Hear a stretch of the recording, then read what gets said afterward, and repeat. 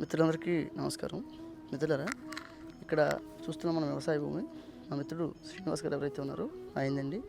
ఇది మనం సుమారుగా 2 రోజుల నుంచి కూడా నాట్లేసుకోవడం జరిగింది. మొత్తం కూడా మనం నవారా ఏర్పాటు చేసుకున్నామండి. ఇది నాట్లేయడం మొత్తం కూడా కంప్లీట్ అయిందని చెప్పాలి. కంప్లీట్ అయిపోయింది.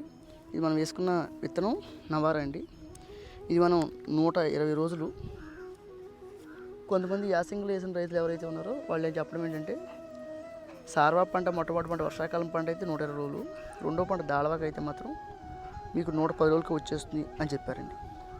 దాంతోపాటు బియ్యాలు కూడా నవారా దొరకని పరిస్థితి.